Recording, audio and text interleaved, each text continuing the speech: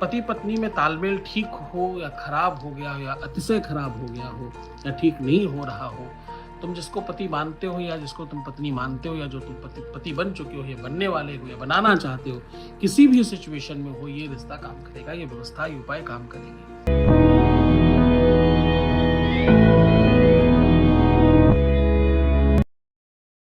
अगर तुम्हारे रिश्तों में बहुत खटास आ रही है तो आप एक काम करिए, चोकर की रोटी बनाइए और उसमें खूब सारा शहद लगाइए, शहद के ऊपर गुलाब की पत्तियां चिपकाइए और भगवान गौरी शंकर का ध्यान कीजिए और इस रोटी को अपने सर पर रख करके 7 कदम चलिए और गाय को खिला दीजिए। ऐसा काम करने से किसी भी स्थिति का बिगड़ा हुआ रिश्ता पहले ही क्षण, पहले ही पल में ठीक हो जाता है। श्रद्धा चाहिए, विश्वास चाहिए, यकीन चाहिए। एक बात ध्यान रखना कि तुम्हारा उपाय काम तब करता है, तुम्हारी श्रद्धा विश्वास ठीक होती है, तुम्हारा मानस परिवर्तित होता है और मानस पवित्र होता है। तुम पवित्र मन से कोई काम करोगे तो उसका उपाय तुम्हारा काम करेगा, क्योंकि उपाय में हमारा आशीर्वाद काम करता है, हमारी शक्ति काम करती है, हमारी तपस्या काम करती है, हमारा ही बल काम करता है, हमारी शक्ति काम करती है, हमारा किया हुआ प्रयास काम करता है। आपकी जिम्मेदारी है, आपका ये दायित्व है कि आप अपने रिश्ते को ठीक करें, आप अपने संबंधों को ठीक करें, आप अपने पति को, अपनी पत्नी को, अपनी प्रेमी को, अपनी प्रेमिका को। प्रेम से बड़ा दुनिया में कुछ नहीं होता। भगवान भी सेकंड नंबर पे आता है, गुरु भी सेकंड नंबर पे आता है।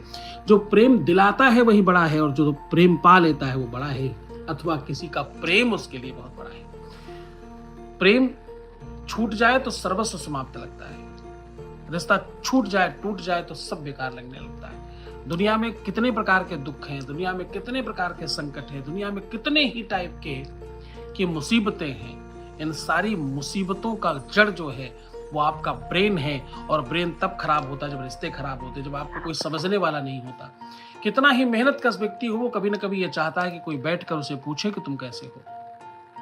कितना ही परिश्रमी व्यक्ति है, वो जरूर चाहता है कि कोई कभी तो हो, कोई ऐसा व्यक्ति कभी तो आए जीवन में जो ये पूछे कि तुम कैसे हो, और कभी कभी अपनी वो बात बताना चाहता है कि मैंने कुछ कैसे किया है, मैं कैसे यहाँ तक पहुँचा हूँ, मैंने क्या प्रयास किए हैं, मैंने क्या प्रयत्न किए हैं, मैं क्या कर रहा हूँ, मेरा क्या तरीका है, मेरा क्या ढंग है।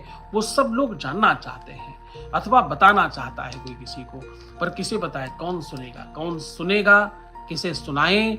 इसीलिए अधिकतर लोग चुप रहते हैं और ज्यादा चुप रह करके डिप्रेस्ड होते हैं, एंजाइटी में जाते हैं और सब बर्बाद कर बैठते हैं। लोगों का नेचर बिगड़ रहा है, लोगों का स्वभाव खराब हो रहा है, लोग मुस्कुराना भूल रहे हैं, लोग एक दूसरे से बातचीत नहीं करते, इग्नोर करते हैं, लोगों को अननोन समझते हैं और न जाने क्या क्या। ये बहुत खतरनाक है, अच्छा नहीं है। तुम्हारे अपने आसपास बहुत कोई अपरिचित नहीं होता, बहुत कोई परिचित नहीं होता। जो तुमसे बात करने की हिम्मत करता है वो कहीं ना कहीं से तुम्हें जानता है अथवा जानने की कोशिश करता है। गलत और सही तब होता है जब तुम गलत और सही होते हो। तुम सही होगे तो तुम्हारे साथ सही होगा, तुम गलत होगे तो तुम्हारे साथ गलत ही होगा। हाँ, सावधानी रखनी चाहिए, बचाव रखना चाहिए, पर बचाव रखने के चक्कर में संस्कार नहीं भूल जाने चाहिए। हमारा पहनना ओढ़ना, हमारा रहन सहन, हमारा खान पान, ये सब हमारा व्यक्तित्व है, ये हमारा परिचय है, ये हमारा सिग्नेचर है। इसी से तो हम जाने जाते हैं। अमीरी दिखाने की चीज नहीं, अमीरी जीने की चीज है। हम उल्टा करते हैं, अमीरी दिखाने की कोशिश करते हैं।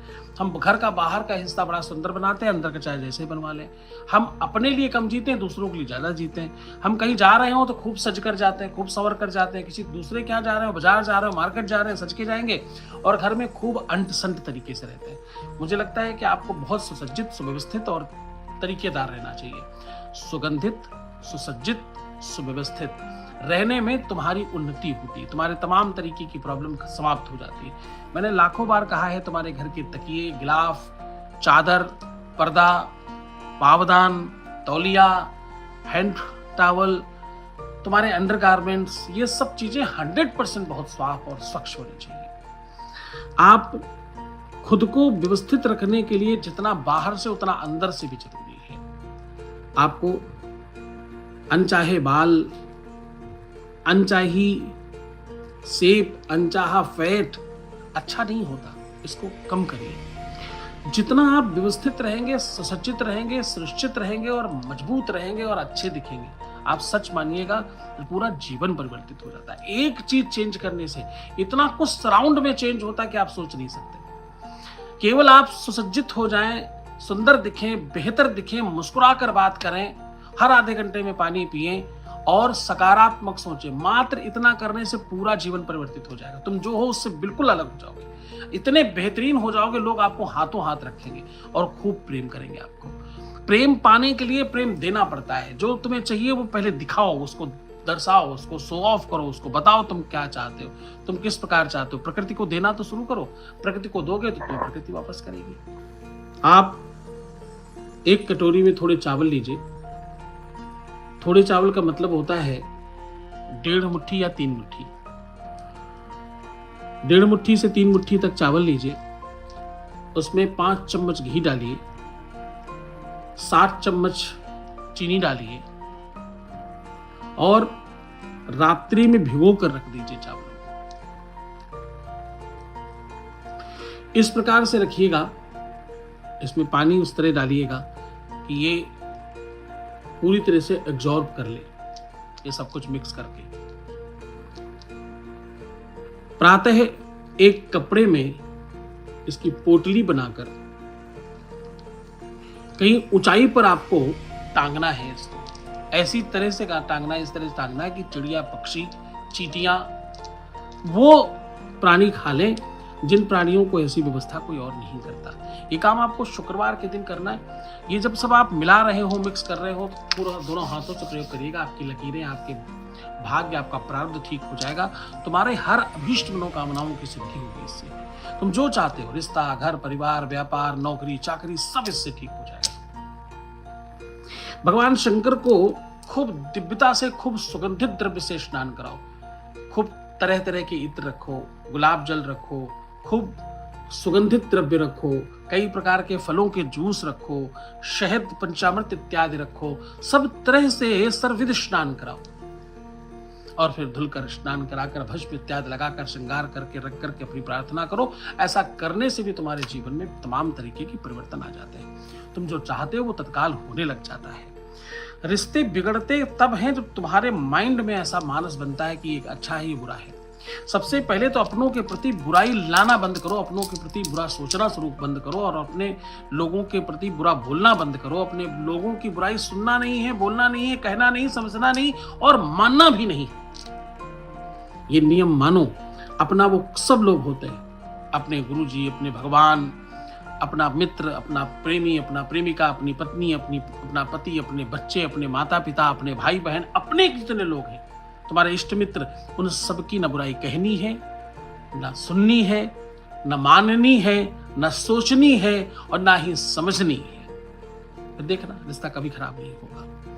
रिश्ते खराब होने में सबसे पहला कारण यही होता है कि तुम जब अपनी चलाते हो, अपना स्वार्थ सिद्ध करने की तरफ बढ़ते हो, तो दिक्कत होती है।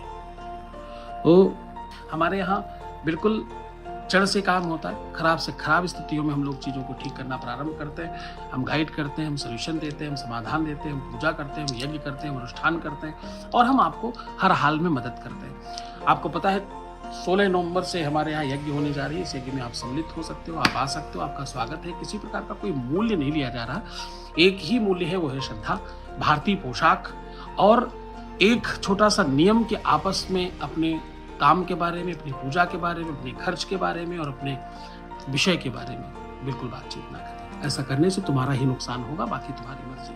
तो तुम खुश रहो, प्रसन्न रहो, आनंदित रहो, अपना खूब ख्याल रखो, मुस्कुराओ, सुंदर बनो, हर आधे घंटे में प्रणाम करके पानी पियो और अपना खूब खूब खूब खूब खूब ख्याल रखना। मैं तुम्हारे साथ हूँ। हर हर महादेव।